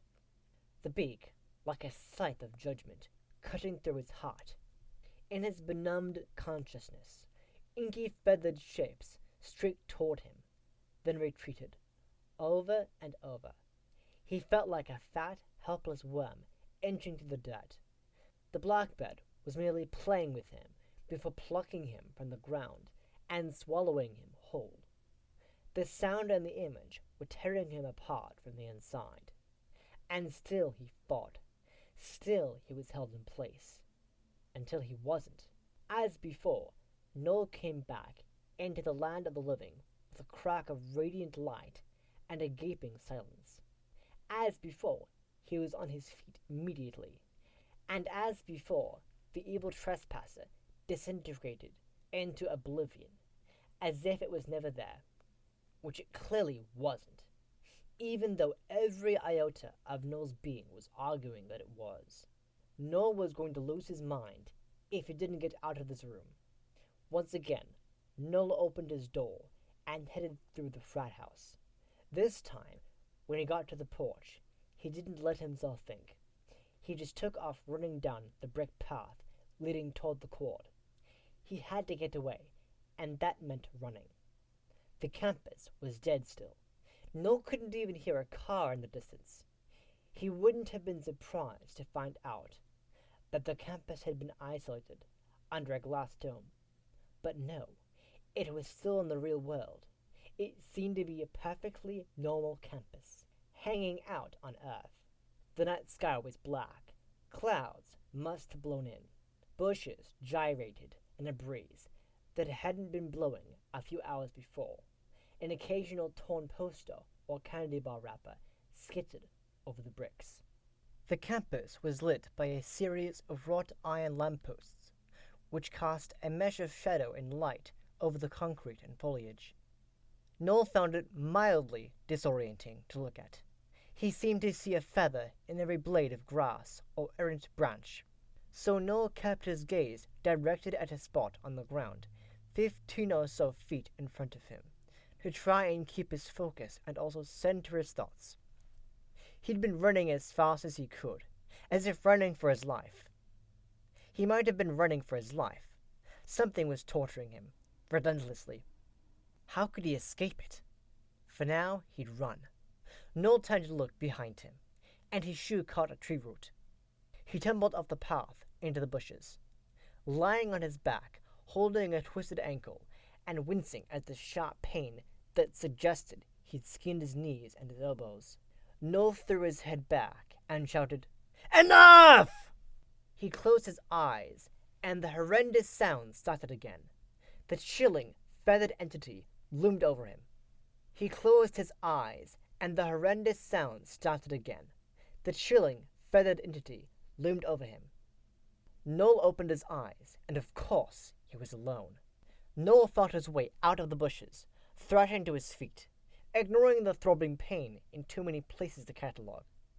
Noel said, "Sam, I'm sorry." Turning in a circle, Noel said it again and again, almost like a ritual. "Sam, I'm sorry." Quarter turn.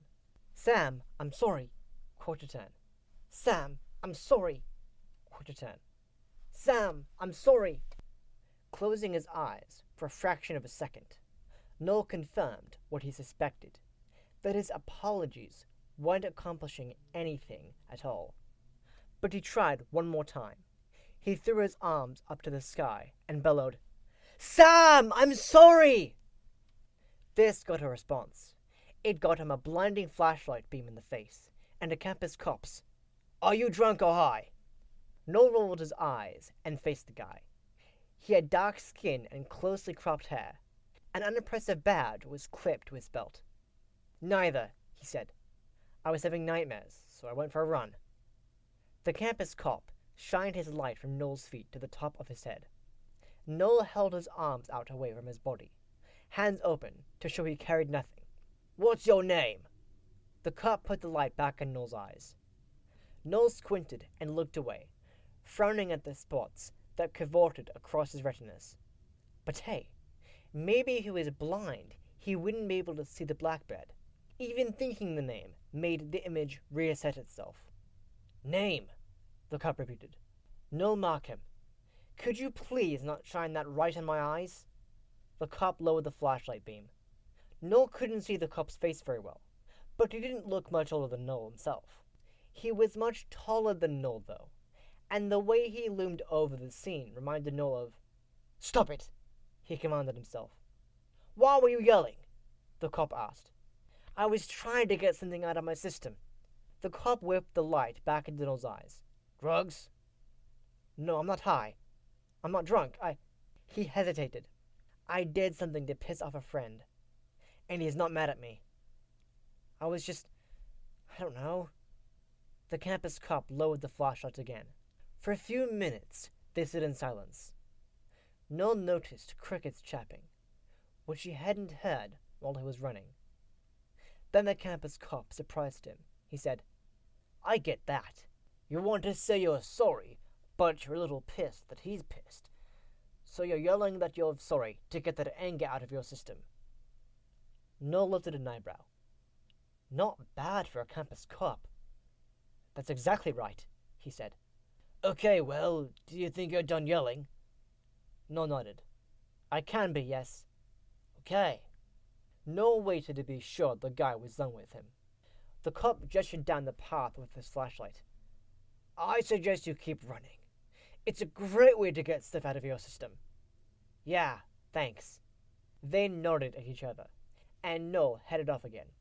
By the time he'd run a mile, the bird's tint of pale pink was touching the top of the hills at the east edge of town. Dawn was coming, and Noel hadn't really slept at all. Was he ever going to sleep again? He had to let Sam know he was sorry. Some other way than by screaming in the middle of campus. But how? Noel was running back toward his frat house when he heard footfalls approaching from the left. Slowing, trying not to quake in fear, Noel glanced in the direction of the footfalls. He tried to tell himself it sounded like a person, not a bird, and he was right. "No!" For the first time in hours, Noel relaxed. He didn't relax completely, but he let go of enough anxiety to unkink the muscles in his neck and shoulders. "Hi, Amber." Amber jogged in place in front of him, wearing dark blue sweats and a white t-shirt. She was just starting to work up a sheen of sweat. "I've never seen you running in the morning before," Amber said. "I don't run in the morning." Ah, so this must be another of your clones. Noel smiled, and when he realized how good it felt to smile, he smiled wider. Yes. How many do you have? As many as I need for all the things I don't do. Amber laughed. Do you want to run with me, Noel's clone? Sure. Why not? Noel wasn't ready, not even a little, to face his day. He still hadn't come to terms with the night. When they finished running, they ended up at the cafeteria again. We have to stop meeting like this. Amber used the hem of her shirt to wipe sweat from her face. I've never met you here before, he said. That was Noel's other clone. Right, I forgot. The cafeteria doors were just opening. An enticing bacon aroma wafted out through the double doors. Only a few bleary-eyed students were starting to struggle toward the building. Amber put her foot on the railing alongside the stairs and bent over to stretch. Noel felt sweat trickling down his spine. He closed his eyes for a second, and then immediately opened them wide to try and wake himself up. Then he wiped his eyes. They were dry and scratchy. Are you okay? Amber asked. I mean, seriously, you don't look too good. Well, thanks. Amber gave him a half smile. You know what I mean. Your eyes are really red. I haven't slept. All night? Noel shook his head. Anything I can do? Noel studied her. It was funny. Just now, he realized she reminded him of Christine, the girl he'd bullied in junior high. She had similar coloring, and her mouth was the same shape. He wondered if that's why he never thought of her as pretty, until recently. Amber had been in several of his classes in both the previous year and this one, and he'd never given her a second glance until a couple days before. Now, he realized, he liked her a lot. With like came trust. So he blurted, How would you fix it if you did something really wrong and it was a long time ago, but then you did it again recently and you can't apologize to the person you just did it to, but you're sorry and you want to make amends somehow? Amber tilted her head and pursed her lips. Guilt is keeping you awake? Something like that. Amber sat on one of the concrete steps and patted the space next to her. Noel acknowledged a greeting from a friend and sat next to Amber. The concrete was cold and damp. It's nice that you feel guilt. It shows character. A lot of guys are too stupid to know when they should feel guilty. I might have thought you were one of those. So why'd you want to go out with me? I might have thought I was wrong. Noel wasn't so sure she was. Did he feel guilty because he had character? Or because he didn't want to be murdered by the Blackbird? I think guilt is like a weed. Amber lifted her face to the sun, which was starting to climb above the tops of the trees. It's best to pluck it out at the root. So apologize to the first person. The first person I need to apologize to, Noel said. But how does that make amends with the second person? Amber said. It's an energy thing. Yin and yang. Balance the scales in one place, and the balance radiates outward. Noel wasn't so sure about that one, but he had to do something. There you are! Noel turned at the sound of a girl's voice. It was Darla and her friend group. She pointed at Amber and said, You weren't where we always meet. Amber jumped up. Sorry, it's his fault. She pointed at Noel and grinned. He stood too. I need a shower. Amber nodded and headed toward her friends. She turned back. Good luck. Thanks. He knew he was going to need it. How in the world was he going to find Christine Wilbur? Noel contemplated this question during his much-needed shower, and when he got back to his room, and when he stood at his window, watching people head to class. He'd already decided he was skipping all his classes for the day. Now he grabbed his laptop and prepared to find Christine. Looking at his bed longingly, Noel took his laptop to his desk. He was afraid if he even sat in bed, he'd start to fall asleep. A quick internet search hadn't helped. Christine Wilbur wasn't coming up on any searches. She apparently didn't do social media, and she hadn't done anything significant enough to get on a search engine's radar. So how could he find her? A couple of Noel's frat brothers had been talking about Sam when Noel had returned to the frat house. Sam was still missing, so finding Christine was the only way for him to be safe again. Or was he just coming unhinged? What if the previous night had only been some simple sleep disorder caused by the shock of the day's news? He no longer felt like he was in shock, so maybe if he tried to sleep now, he'd be okay. He hadn't seen any dark shadows or glimpses of big birds on his way back to the frat house. But it was a good sign, wasn't it? Noel closed his eyes, just briefly, and it felt like he could fall asleep sitting up. Okay, that was it. He was going to lie down and go to sleep and forget all about Christine Wilbur and Sam and the Blackbird. Since the only injuries he'd sustained in the harrowing hours of the long night were ones he'd caused himself, he had to conclude that the threat was in his head. And if it was in his head, he could darn well beat it. Resolved, he set aside his laptop and got into bed, fully dressed in jeans and a white t-shirt. He sighed, stretching out. He put his head on the pillow, closed his eyes, and sleep took him. Right into hell. The second Noel's brainwaves slowed, the Blackbird appeared in a dissonant din of keening and buzzing that was so intense, it felt like a physical invasion boring into Noel's ear canal. Diabolical wings leaned over Noel menacingly, aiming its beak directly at Noel's right eye. The Blackbird bent even closer. Noel knew his eyes were closed because he was asleep, but in the dream world, his eyes were open to see the beak move lower and lower. At the same time, the weight ramming down on him got heavier and heavier. Noel's chest was being crushed under the feathered mass. Even though he knew it would do no good, Noel wriggled and jerked himself back and forth, trying to throw off the hideous creature. He concentrated on trying to free his legs, but that just made things worse.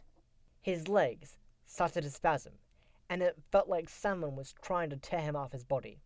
The pain in his limbs was excruciating. The sound morphed too.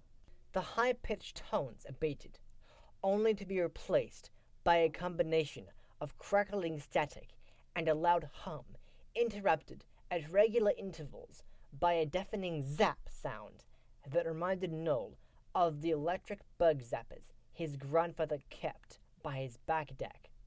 Only this zap was not designed for mosquitoes.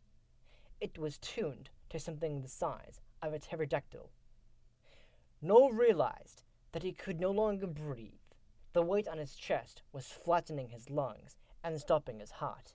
He felt like he was being dragged into some other realm, the Blackbird's realm. And as he left his world, the world he realized he'd taken for granted all his life, his body began to tingle. The tingle sped up, and they became vibrations so fast and powerful, it felt like every cell in his body was palpitating at a jackhammer pace. Faster and faster, his body vibrated, and it began to emit a droning sound. Brrr. Noel tried to scream, but he couldn't even use his mouth. He realized he couldn't even feel his mouth, or the rest of his body. He wasn't just paralyzed, he was numb. All was left of Noel was his consciousness.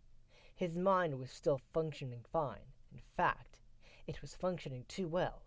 It was giving him a relentless rundown on the system-wide failure of his body. Noel's existence receded further and further into an inky, feathered oblivion. The noise crescendoed. The pain intensified. Noel was sure he was on the verge of total annihilation. And then it all stopped. Except for a vice grip on his arm, an annoying jostling of his shoulder, and the sound of someone yelling, "Dude!" Noel opened his eyes. Ian let go of his arm and shoulder, and backed away from the bed. "Dude!" he repeated, but at a lower volume. Noel realized he was bathed in sweat. His skin felt clammy, and his clothes stuck to him. He ached all over. "Are you okay?" Ian asked. Noel couldn't answer that question, so he just shook his head and then nodded. That should clear things up. Ian, wearing only red boxer shorts, covered with charging balls, dropped into Noel's desk chair. Noel looked at him. He'd never seen the big guy look so shook up. He'd never seen Ian in his room before either. They only hung out when other frat brothers were around, usually in the main lounge downstairs. "How'd you get in here?" Noel asked. Ian blinked, then twisted his mouth in a guilty little kid way. "Oh, I sort of broke your door." Noel looked over to see his door jamb splintered and his door hanging on one hinge. "Sorry," Ian said. "I thought you were dying." Noel returned his gaze to Ian and raised an eyebrow.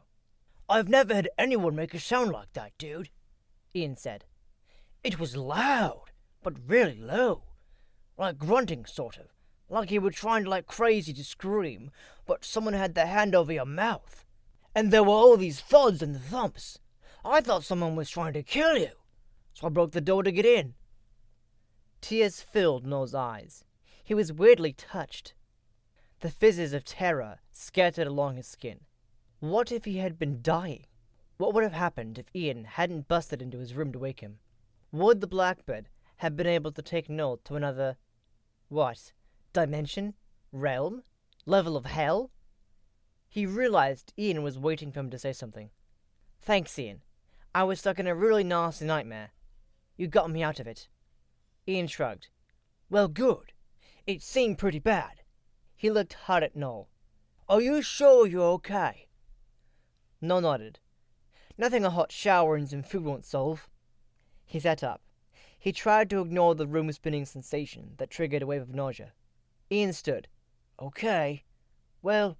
Noel wasn't sure he could stand yet, so he didn't. "Sorry about your door," Ian said. "I can fix it for you." He strode to the door and looked at it. "I just need to get a couple of things from the hardware store." "You don't need to do that. It's my fault you broke it." Ian shook his head. "Nah, I want to. I like fixing things. It'll take my mind off the makeup test I have later today. I need to pass it so I can keep playing ball." Noel nodded. "Let me know if you ever need any help with, classwork." Ian looked closely at him, probably to see if Noel was jerking his chain. He wasn't. He might have been the day before, giving the dumb joke a hard time, but not today. Ian nodded. "Thanks." He went through the now unguarded opening to Noel's domain. Ian," Noel called. "Yeah?" Ian turned. "If you had to find someone from your past, like from junior high or something, what would you do? I mean, if they weren't online."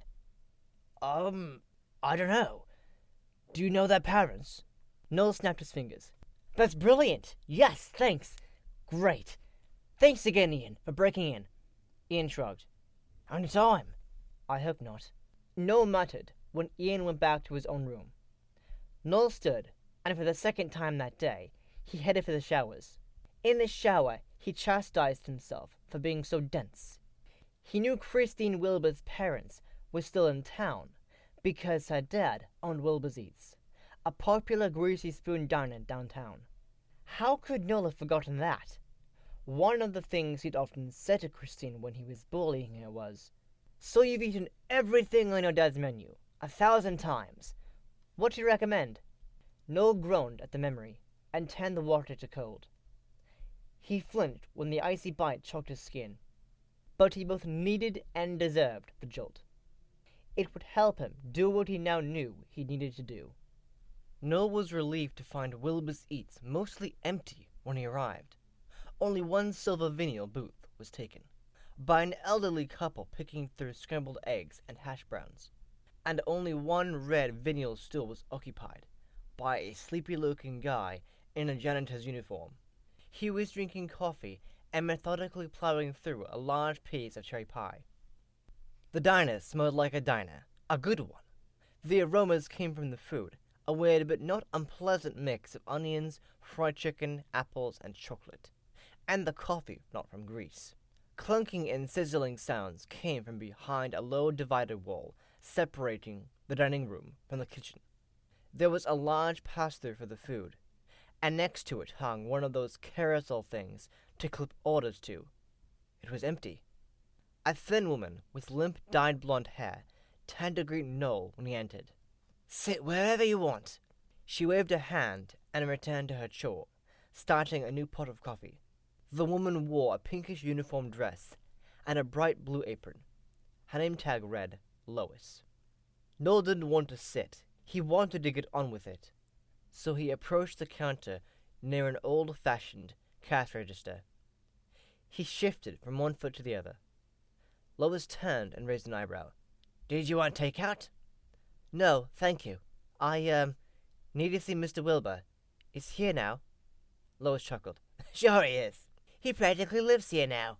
He does all the cooking." Lois rotated toward the kitchen and shouted, "Earl, get out of here! Someone's asking for you." Noel clenched his fists. He wasn't looking forward to this conversation. He looked up and watched a very short man push through a swinging door to the right of the food pass-through. No wonder Noel hadn't gotten a glimpse of the man. He was barely 5 feet tall, and he was thin. That was a surprise. "Hello, sir." Noel held out his hand. "My name's Noel Markham." Earl Wilbur grinned and shook Noel's hand. "Good to meet you." Earl was missing a front tooth, but somehow that added to his friendly smile. Unlike his fair-haired daughter, Earl had brown hair and blue eyes. But Noel could see Christine in the man's face. Or would that be the other way around? Both had bow-shaped mouths, wide cheekbones, and close-set eyes. "What can I do for you?" Earl Wilbur asked. His manner was deferential. Noel had been trying to think of a smooth way of bringing up the subject of finding Christine, and he hadn't come up with a thing. So he just burst out with it. "Sir, I need to find your daughter, Christine, and I was hoping you could tell me where she is."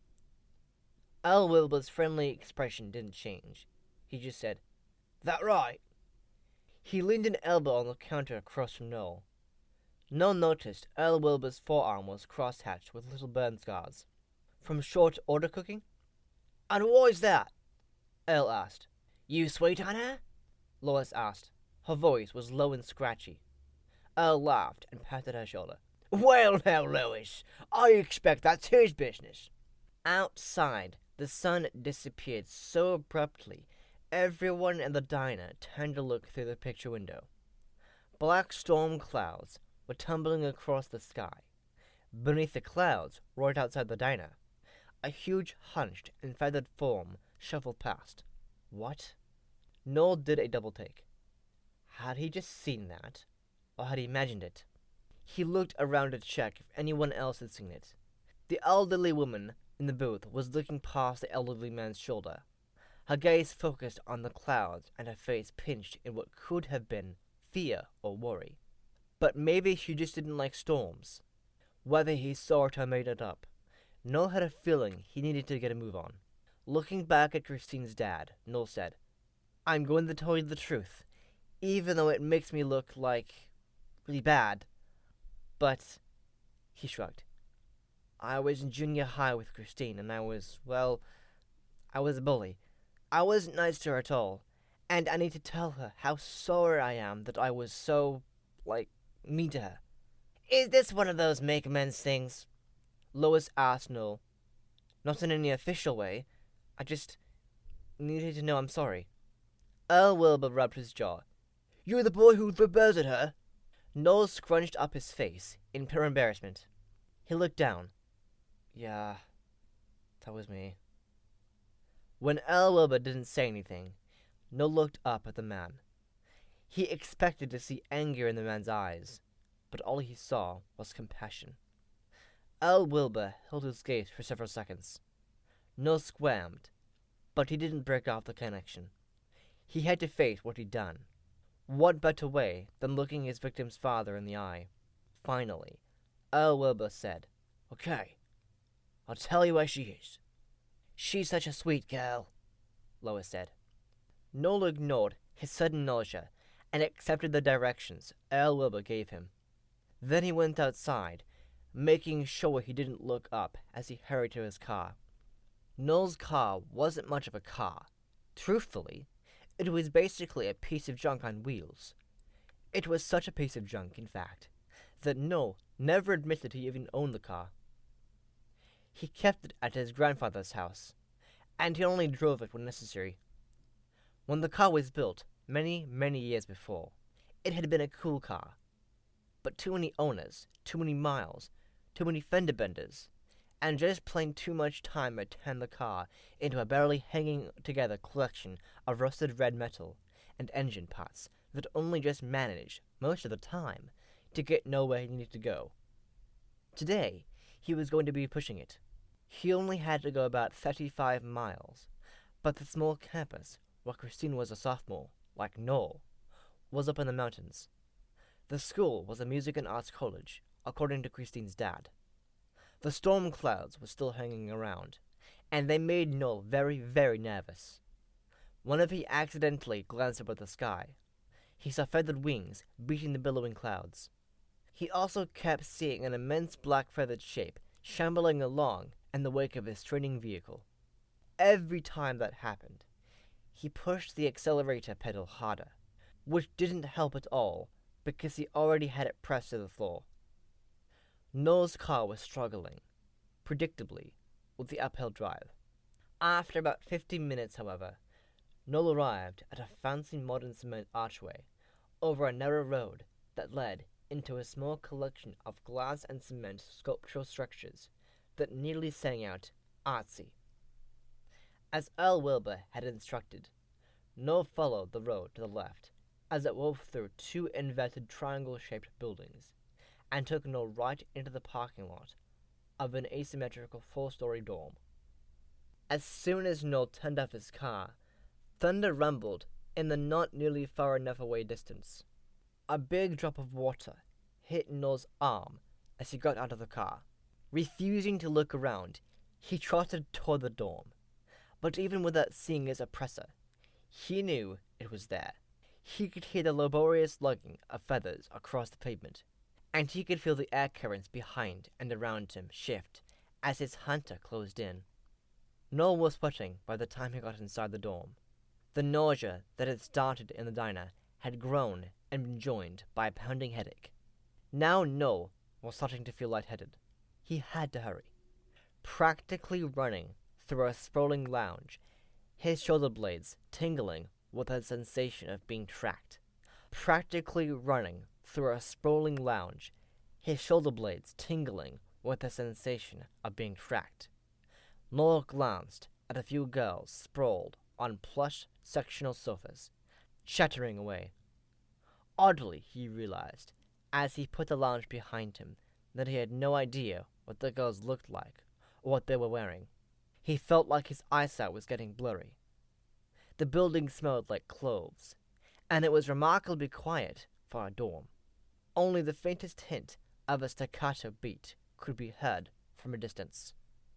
It was a little after 5 o'clock p.m., and Earl Wilbur had told Noel that Christine was nearly always in a dorm that time of the day, because she ate early, before going to practice. Earl didn't say what kind of practice. Noel easily found the room number Earl had given him. Leaning against the wall to steady himself, Noel raised a hand and knocked. "Come in!" A cheerful musical voice called. It sounded a little like Christine, but it was too upbeat to be her. Noel opened the door, looked around the room, and froze, staring. The room had only one person in it, a girl, and the girl was obviously Christine. He might have doubted that if he hadn't just been with Earl Wilbur, but this girl had her dad's features, if not his coloring. Christine was still as blonde and freckled as she'd been in junior high school. She still had the slightly crooked teeth he remembered, but otherwise, she was a very different Christine Wilbur. "Hi! Are you looking for Claire?" "Huh?" "My roommate." Noel shook his head. He was having trouble staying upright. His legs felt weak, and something pushed against his back and down on his shoulders, as if trying to pile drive him into the floor. "Then who are you looking for?" Christine asked. She twisted her nose in the twitchy way she did when they were in junior high, but she didn't seem to see anything behind Noel. He tried to tell himself, for the 100th time, that he was imagining things. When Noel didn't answer, Christine said, "I think you have the wrong room?" She tilted her head with her sentence/question. Christine sat at a school desk similar to Noel's. She had a book open in front of her, and she held a plastic container of salad. It was nearly empty.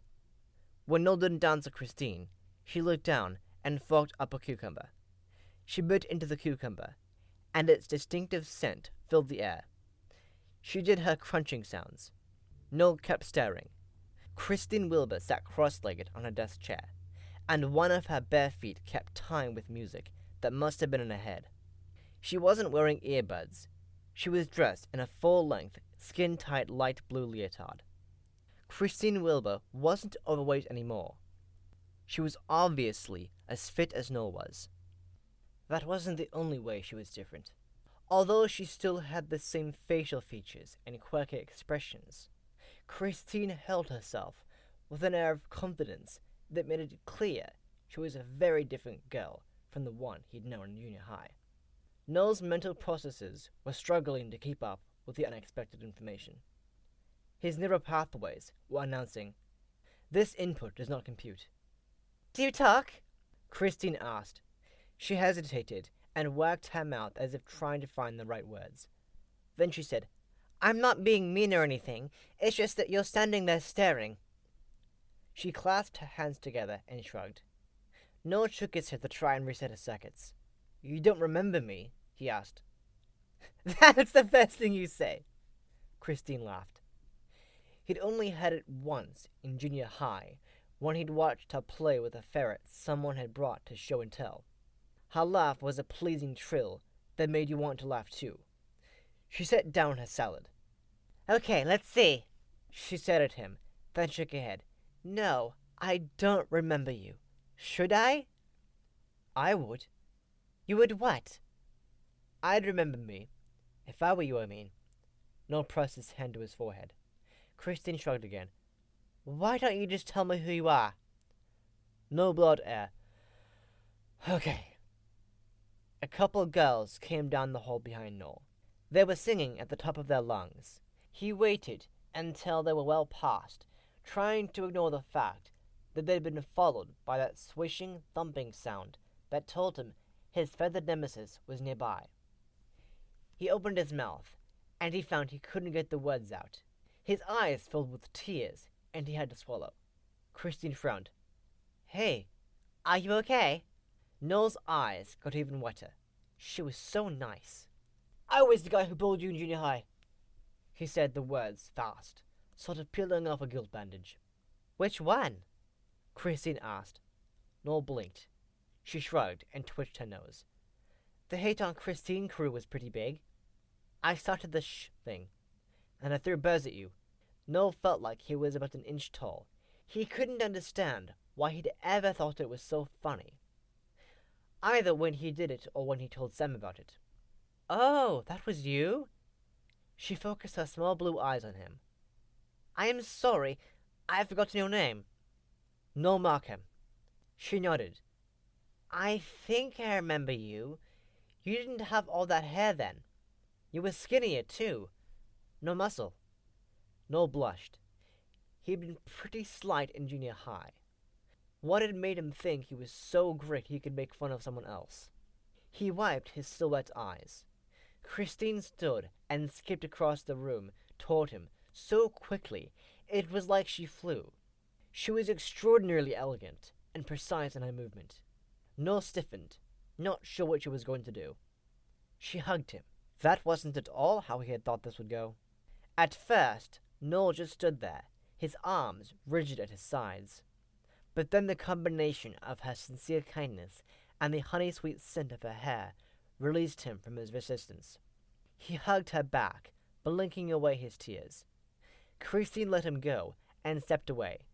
She was so close he could see all her freckles and a few dark flecks in her blue eyes. "That wasn't an I forgive you hug," she said. "It was a thank you." "What?" Christine motioned for him to come into the room, and he did, sitting on her roommate's desk chair, when Christine pulled it out. She returned to her desk, sat, and rotated her chair to face Noel. Clasping her hands together, she said, "I'm not going to tell you this to let you off the hook for bullying, but it looks like you really are sorry." "I really am," Noel said sincerely. He was surprised by how truly sorry he was. She nodded, thought for a few seconds, then said, haltingly, "I'm going to tell you this just because I learned something from it, and I figure maybe I can pass it on. In junior high, my mom was always on my case about everything. I felt like crap about myself. You and others kept putting me down, which also didn't help. To be honest, I barely remember you, but I remember how bad I felt all the time. Eventually, though, I stopped feeling bad, and I got angry. I decided to treat myself well. I liked to dance, and I started dancing to have fun, just alone in my bedroom. But then I started going to a real studio, and I found out that I'm actually pretty good at it. When the music swept me up, nothing else mattered.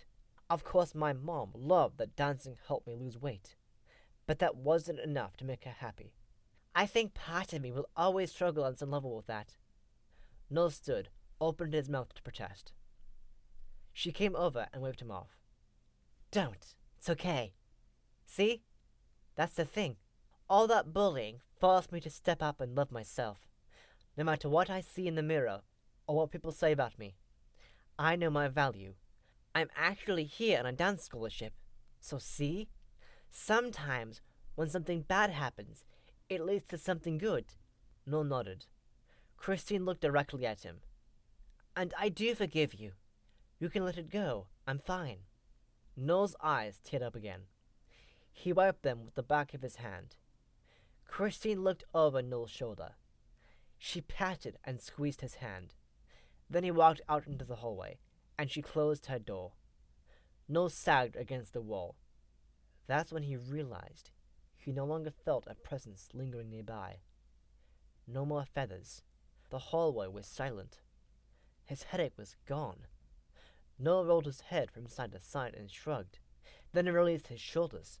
His tension was gone too. It was all gone.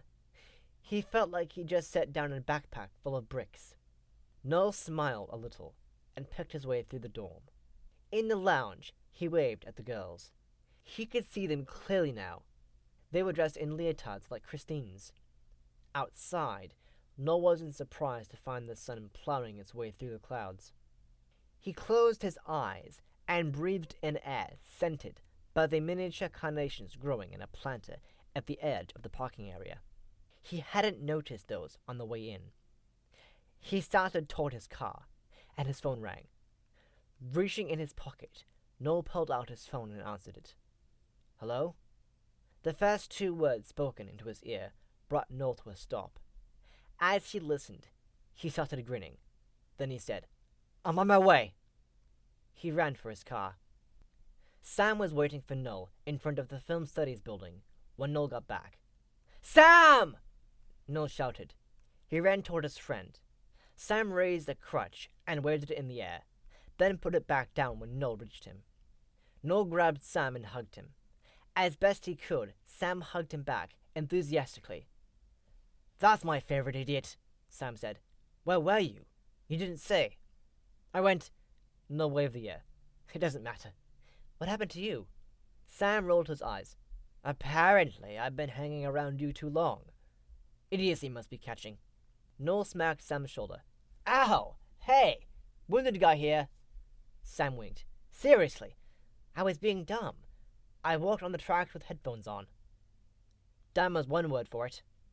Sam laughed. "Yeah, right? So I turned around just in time to see the train, and I jumped off the tracks, but jumping has never been something I'm good at. So not only did something on the train gouge my arm as I leapt," he lifted a bandaged arm, "I lost my balance and fell down the embankment, and broke my leg. If I'd had normal-sized legs, I probably would have been fine." Noel laughed. "You and your legs! Get over it!" Sam ignored Noel. "I was trying to drag myself back up, when I slipped and ended up sliding all the way down into the covert. Then I passed out. I guess I was pretty well hidden. I never had anyone calling for me, and no one saw me until early this morning, when my parents came back with a couple cops to search again. Sam punched Noel's arm. I'm so happy to see you, man. Not as happy as I am to see you. Sam realized he meant that. Really meant it. And I'm sorry. He wasn't taking any chances. Just because Sam was here didn't mean the Blackbird was gone. For what? For being such a jackass about the bullying thing. You're right. It's not funny. Sam waved the air with his crutch again. I was oversensitive about it. It's no big deal. No, Noel said. Being thoughtless is a big deal. Sam shook his head. I won't disagree with that, but I shouldn't have thrown stones at a glass house. Huh? I never answered you when you asked if I had secrets. Noel waited. Sam leaned in. Remember I said I was bullied? Noel nodded. Well, I got revenge on one of my bullies by bullying him right back. I played a really mean joke on him just before freshman year. Jack, Sam laughed. Back at ya. Nah, Noel said. No more joke clowns. What? Noel laughed. Oh, it's a joke between Amber and me. Amber and me, huh? I want to hear all about that. Want to grab a pizza? Sure, I'm starving. I haven't eaten since before noon. Why not? Long story. Maybe I'll tell you sometime.